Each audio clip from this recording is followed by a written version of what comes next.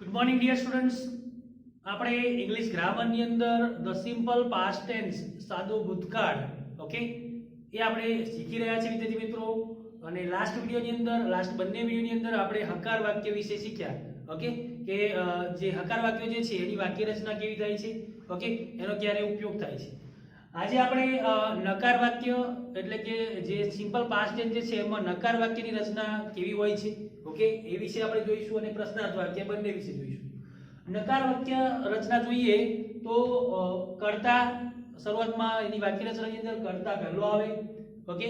ત્યાર પછી did not નો ઉપયોગ થાય છે ઓકે કેમ કે આપણે નકાર વાક્ય બનાવી રહ્યા છીએ અને જ્યારે પણ સિમ્પલ પાસ્ટ ટેન્સ નું નકાર વાક્ય બનાવો ત્યારે ડીડ નોટ નો ઉપયોગ થાય છે જો ટુ બી ના ક્રિયાપદ ના આપવામાં આવ્યા હોય તો.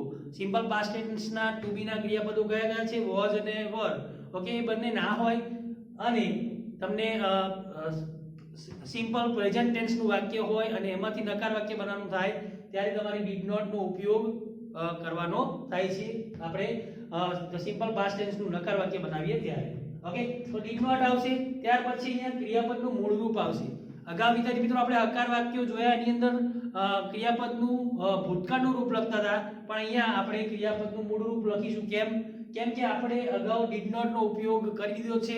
ડીડ એ ડુ નું પાસ્ટ ફોર્મ છે ઓકે એટલે પાસ્ટ ફોર્મ આગળ આવી ગયું છે અને જ્યારે પણ સિમ્પલ પાસ્ટ ટેન્સ નું વાક્ય લખો ત્યારે પાસ્ટ જે ક્રિયાપદનું પાસ્ટનું રૂપ જે છે એક જ વખત આવે છે ઓકે. તો અહીંયા આપણે ક્રિયાપદનું મૂળ રૂપ આવશે, ત્યાર પછી કર્મ આવશે અને પછી અન્ય શબ્દો આવશે ઓકે. એક એક્ઝામ્પલ અહીંયા લખેલું છે જો કર્તા તરીકે અહીંયા આઈ લીધેલો છે ઓકે. કર્તા આઈ છે, ડીડ નોટ આઈ પછી ડીડ નોટ મૂકેલું છે ઓકે. આઈ ડીડ નોટ ક્રિયાપદનું મૂળ રૂપ આવે તો અહીંયા ઈટ જે છે એનું મૂળ રૂપ જ અહીંયા લખેલું છે. I did not eat an ice cream. An ice cream એ કર્મ છે અને લાસ્ટ નાઈટ એ અન્ય શબ્દો છે વિદ્યાર્થી મિત્રો. I did not eat an ice cream last night. Last night એટલે ગઈ રાત્રિએ મેં આઈસ્ક્રીમ ખાધી ન હતી ઓકે. તો આ છે પાસ્ટ ટેન્સ નું વાક્ય નેગેટિવ સેન્ટેન્સ વિદ્યાર્થી મિત્રો. હવે આપણે વાત કરીએ પ્રશ્નાર્થ વાક્ય રચના. તો ક્વેશ્ચન સેન્ટેન્સ કેવી રીતે બનશે? તો અહીંયા પણ વિદ્યાર્થી મિત્રો ડીડ થી ક્વેશ્ચન ની શરૂઆત થશે ઓકે.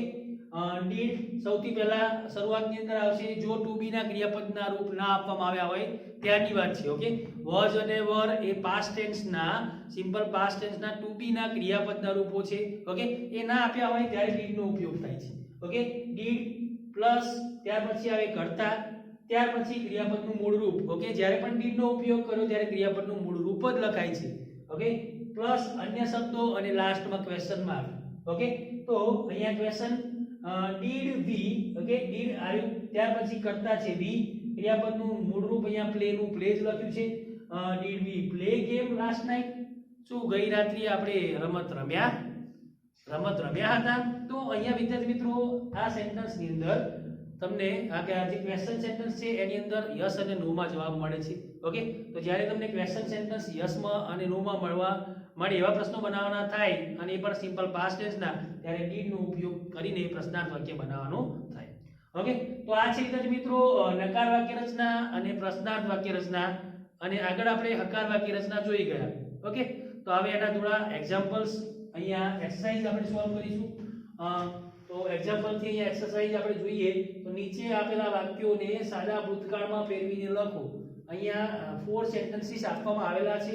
તો આ જે સેન્ટેન્સીસ છે એ સેન્ટેન્સીસને તમારે સાદા ભૂતકાળની અંદર ધ સિમ્પલ પાસ્ટ ટેન્સ ની અંદર ફેરવવાના છે. હવે વાક્યો કયા કાળના છે એ તમારે ઓળખવાના છે વિદ્યાર્થી મિત્રો. વી ડ્રિંક મિલ્ક ઓકે. તો આ વાક્ય જે છે એ સિમ્પલ પ્રેઝન્ટ ટેન્સ નું વાક્ય છે ઓકે. સાદા વર્તમાન કાળનું વાક્ય છે અને આ જ વાક્યને તમારે સાદા ભૂતકાળમાં ફેરવવાનું છે. તો જે પણ કર્તા છે એ કર્તામાં કોઈ ચેન્જ નહીં થાય. વી અહીંયા ડ્રિંક આપવામાં આવેલું છે ઓકે અને ડ્રિંક નું પાસ્ટ ફોર્મ જે છે ભૂતકાળનું રૂપ છે એ ડ્રેન્ક થશે. ડી આર એ એન કે વી ડ્રેન્ક અને મિલ્ક જે છે એ કર્મ છે એ ઉને ઉડે છે.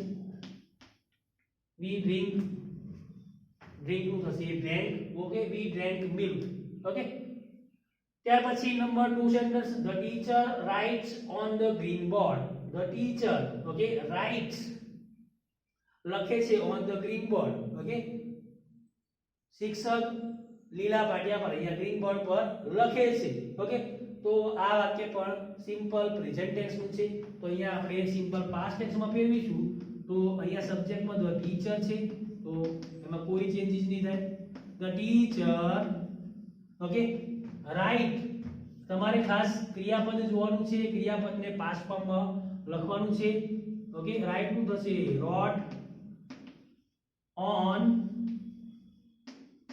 on the green board.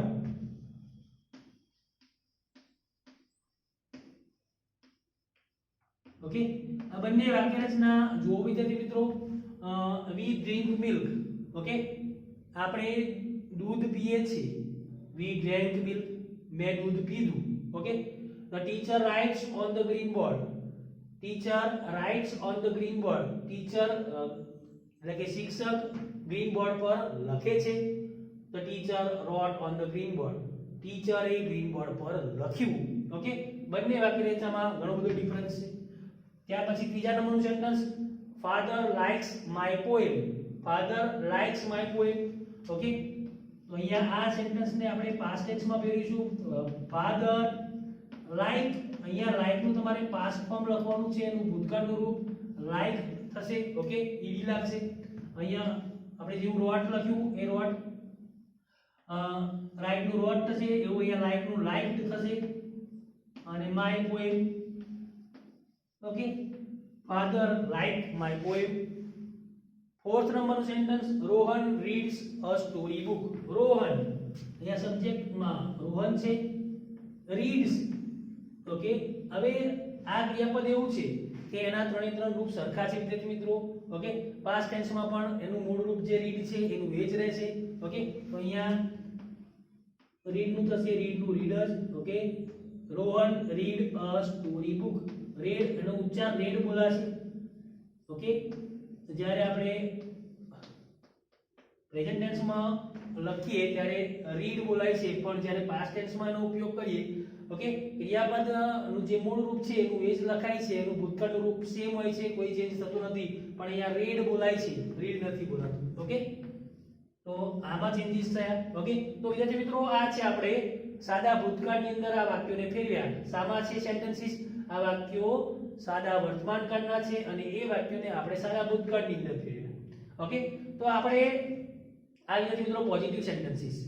Okay, હવે એના પછીની જે એક્સરસાઇઝ જે છે એમાં બે સેન્ટેન્સીસ મેં લખેલા છે જો, અને એ બંને સેન્ટેન્સીસને સામા ફેરવવાના છે. નીચે આપેલા વાક્યોને નકાર અને પ્રસ્તાવ વાક્યમાં ફેરવો.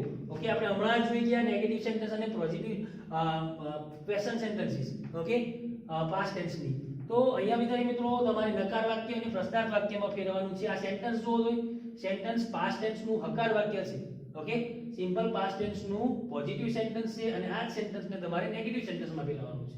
ઓકે, તો એની વાક્ય રચના પ્રમાણે આપણે જોઈએ તો સબ્જેક્ટ. ઓકે, ત્યાર પછી દે પછી, ઓકે, જે પણ સબ્જેક્ટ છે એના પછી શું લખવાનું છે નેગેટિવ સેન્ટેન્સમાં? ડીડ નોટ નો ઉપયોગ થાય છે. તો આપણે અહીંયા ડીડ નોટ લખીશું. they did not. ડેકોરેટેડ છે તો ડેકોરેટ મૂળ રૂપ છે એનું DECORATE, ડેકોરેટ. ઓકે, અને the ball, the hall. Okay, they did not decorate the hall. Okay, they did not decorate the hall. અહીંયા did not નો ઉપયોગ થયો એટલે અહીંયા જે પણ ક્રિયાપદ છે એનું મૂળ રૂપ લખાય છે. આપણે નેગેટિવ સેન્ટેન્સ બનાવ્યું. હવે શું બનાવવાનું છે? ક્વેશ્ચન સેન્ટેન્સ, પ્રશ્નાર્થ વાક્ય બનાવવાનું છે. તો પ્રશ્નાર્થ વાક્ય રચના જુઓ તો ડીડ આવે છે શરૂઆતની અંદર. તો અહીંયા વિદ્યાર્થી મિત્રો આવું વાક્ય હોય. ઓકે, આ they decorated the hall. Okay, તો અહીંયા વિદ્યાર્થી મિત્રો પાસ્ટ ટેન્સ નું to be નું ક્રિયાપદ was અથવા જે were જે છે એ આપવામાં આવેલું નથી, એટલે અહીંયા આપણે did નો ઉપયોગ કરીને પ્રશ્નાર્થ વાક્ય બનાવીશું. ઓકે, આ પ્રશ્નાર્થ વાક્ય કેવા બનાવવાના છે કે જેનો જવાબ આપણને યસ અથવા નો માં મળે એ પ્રકારના પ્રશ્નો બનાવવાના છે. ઓકે, તો અહીંયા આપણે did શરૂઆતની અંદર આવશે. ઓકે, ત્યાર પછી જો did પછી કર્તા લખવાનો છે તો અહીંયા કર્તા કોણ છે? they છે. did they. પછી ક્રિયાપદનું મૂળ રૂપ, તો ક્રિયાપદ કયું છે? Decorate, decorated. તો અહીંયા મૂળ રૂપ હશે એનું ડેકોરેટ.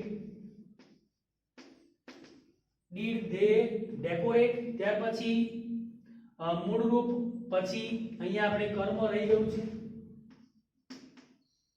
કર્મ પ્લસ અન્ય શબ્દો. ઓકે, તો કર્મ અહીંયા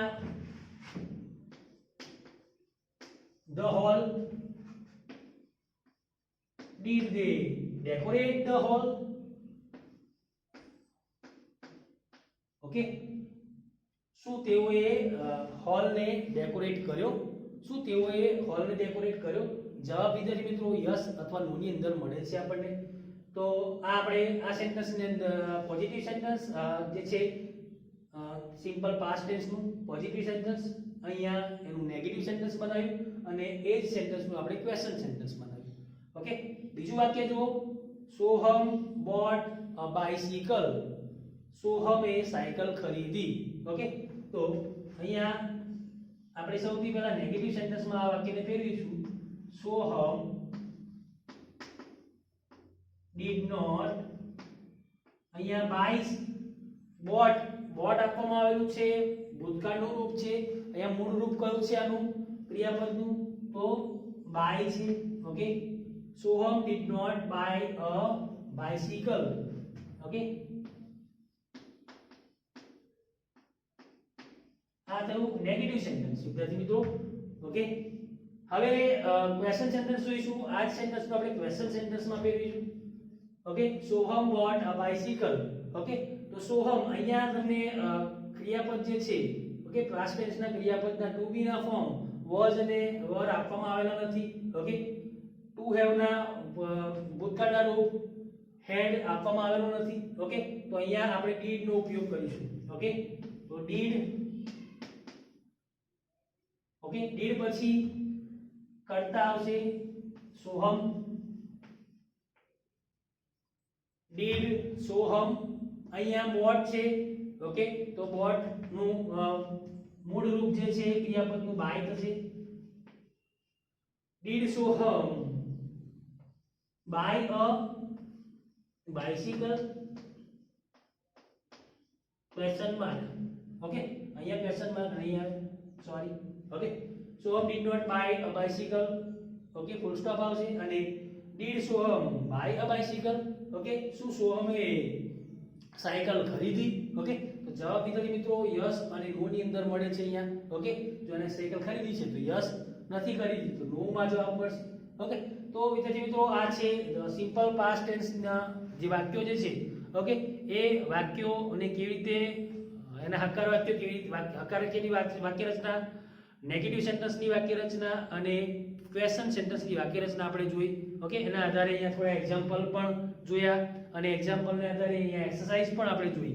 ઓકે, તો આ બધું જ તમારે તમારી અંગ્રેજીની નોટબુકની અંદર લખી દેવાનું છે અને આ જે છે એની વાક્ય રચના ખાસ તમારે યાદ રાખવાની છે, કેવા વાક્યોને કેવા વાક્યમાં ફેરવાય. ઓકે, જ્યારે પણ તમે ગમે એક્ઝામની અંદર પૂછવામાં આવે, ઓકે, કે તમને ખાલી પાસ્ટ ટેન્સનું વાક્ય આપવામાં આવ્યું હોય પોઝિટિવ અને એમાંથી તમારે નેગેટિવ અને ક્વેશ્ચન સેન્ટેન્સ બનાવવાનું થાય તો આ રીતે બનશે. ઓકે, તમને સિમ્પલ પ્રેઝન્ટ ટેન્સનું વાક્ય આપવામાં આવ્યું હોય એ પણ હકાર વાક્ય અને એ જ વાક્યને તમારે શું કરવાનું થાય, પાસ્ટ ટેન્સમાં ફેરવવાનું થાય તો આ રીતે ફેરવાશે. ઓકે, હવે તમને ફિલ ઇન ધ બ્લેન્ક્સ પણ પૂછાઈ શકે છે. ઓકે, તમને આ સેન્ટેન્સ આપવામાં આવ્યું હોય, ઓકે, આ રીતે વી મિલ્ક, વી ખાલી ગયા મિલ્ક અને કૌંસની અંદર ડ્રિંક શબ્દ આપવામાં આવ્યો હોય. ઓકે, તો તમારે એવું કહેવામાં આવ્યું હોય કે જે પણ ક્રિયાપદ આપવામાં આવેલું છે બ્રેકેટની અંદર એનું પાસ્ટ ભૂતકાળનું રૂપ તમારે લખવાનું થાય અહીંયા. તો આ રીતે ક્વેશ્ચન ખાલી જગ્યામાં ડ્રિંક આવે. ઓકે, તો ગમે તે રીતે પૂછવામાં આવે તો તમે લખી શકો છો. Okay, thank you very much.